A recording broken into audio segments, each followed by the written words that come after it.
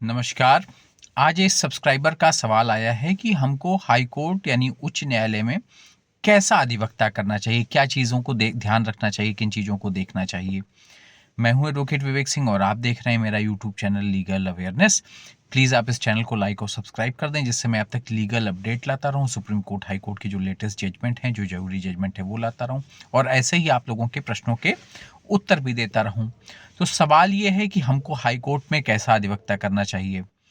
तो सबसे पहला तो विषय ये है कि आपको ये पता होना चाहिए कि आपके केस का नेचर क्या है। क्या वो क्रिमिनल का मुकदमा है? क्या वो सर्विस का मुकदमा है? क्या यह कोई मिसलेनियस रिट आपको करनी है? क्या कॉन्स्टिट्यूशनल कोई मैटर है? क्या लैंड से जुड़ा हुआ, लैंड रेवेन्यू का या चकबंदी का कोई मामला है? तो सबसे पहले आपको ये पता होना चाहिए कि आपके केस का नेचर क्या है। फिर उसके बाद आपको अपना रुख करना है हाई कोर्ट की तरफ। आपको हाई कोर्ट में अगर वकील चाहिए तो हाई कोर्ट के, और आपको ये पता होना चाहिए कि आप किस रेमेडी को चाह रहे हैं वहाँ पर, और उसके तहत आपको अपने वकील साहब से बात करनी है। तो जब आदमी रुख करता है हाई कोर्ट की तरफ, तो सबसे पहले उसके मन में एक ख्याल आता है कि मैं टॉप का लॉयर खोजूंगा। तो टॉप का लॉयर खोजने के लिए आपको ये देखना है कि पहले तो मैं बता दूं, कुछ वकील होते हैं जो सारे केसेस करते हैं।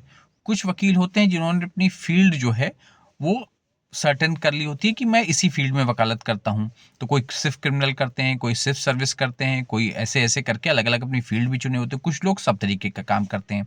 अब आप किसके पास जाना चाह रहे हैं। और फिर आदमी आता है तो फिर सोचता है कि मुझे टॉप का लॉयर चाहिए इस फील्ड का। तो अगर आपको टॉप का लॉयर चाहिए उस फील्ड का, तो आपको टॉप की फीस भी देनी होगी। तो उसके लिए आप सबसे पहले तैयार रहें कि आपको उस फील्ड की टॉप की फीस भी देनी है। और टॉप की जगह मेरा मत है कि स्कूल की पढ़ाई के या एग्ज़ाम के दौरान ही सिर्फ टॉप 1 2 3 होते हैं। उसके बाद टॉप की पोजीशन किसी भी फील्ड में नहीं होती है। टॉप के लेयर होती है, एक लेयर होती है जिसमें कुछ सर्टेन लोग फिट होते हैं और वो टॉप के कहलाते हैं। जैसे एक लेयर है जिसमें 7 8 10 लोग हैं, वो टॉप के लॉयर्स हैं उस हाई कोर्ट के। कुछ 8 10 लोग हैं उस शहर के टॉप के डॉक्टर्स हैं। कुछ 8 10 लोग हैं जो उस विभाग के टॉप के इंजीनियर्स हैं। और ऐसे ही कुछ टॉप के लोग हैं जो उस फील्ड के टॉप के ठेकेदार हैं। या टॉप की एक लेयर है जिसमें कुछ लोग टॉप के अलग फील्ड के कोई सर आईपीएस हैं।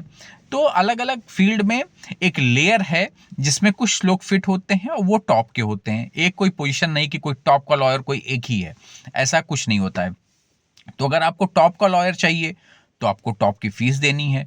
अगर आप अफोर्ड कर सकते हैं हाई कोर्ट के स्तर पर 2 लाख रुपए से 8 लाख रुपए देना, तो आप टॉप के लॉयर को आप इंगेज करिए, क्योंकि भाई टॉप का लॉयर तो टॉप का लॉयर है ही है, उसके पास पूरी टीम है, पूरा सेटअप है उसका।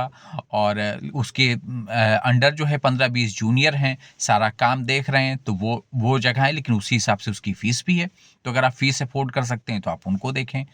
अगर आप उतनी फीस 2 लाख रुपए से 7 8 लाख रुपए तक का नहीं दे सकते हैं, आप मीडियोकर देखना चाहते हैं, तो 50,000 से 1 लाख वालों को आप देखें वो फीस। फिर उसको फीस देखने के बाद आप उसमें सेलेक्ट करें कि कौन आप कैसा लॉयर आप चाह रहे हैं। वो आपकी फील्ड, अपनी फील्ड में महारत है उनकी।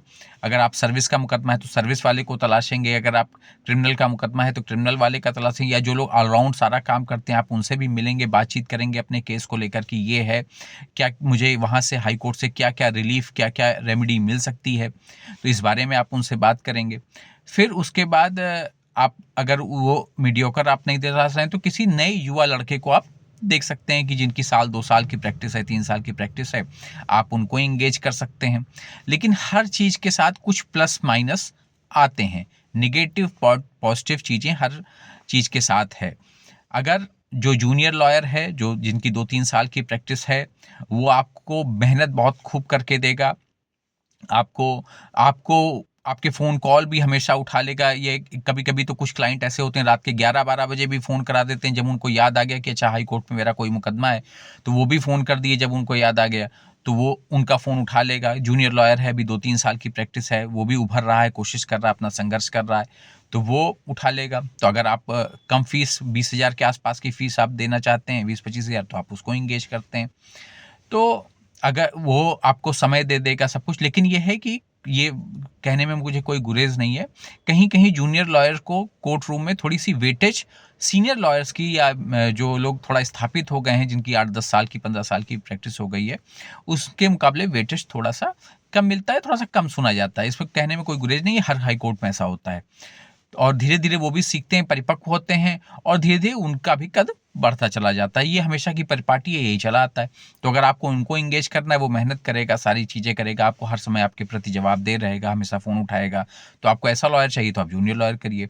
अगर मीडियोकर लॉयर जिनके पास बहुत ज़्यादा काम भी नहीं है, बहुत कम काम भी नहीं है, तो आपको ऐसा लॉयर अगर आप चाहते हैं जो आपको कभी कभी फ़ोन भी कर ले, उठा मैंने बात भी कर ले आपसे, बातचीत करने के बाद कुछ उसके पास सेटअप भी ठीक ठाक सा हो, अपना नॉर्मल सा चैम्बर, 2-4 जूनियर, तो उस तरह का लॉयर अगर आप चाहते हैं तो फिर आप उस तरह से करें, उस तरीके के लॉयर के पास आप जाएं और एक 50,000 से 1 लाख वाला सेटअप, अपना जो भी आपका सेट हो पाए फीस का, आप वो देकर और अपना जो है उनको इंगेज करें।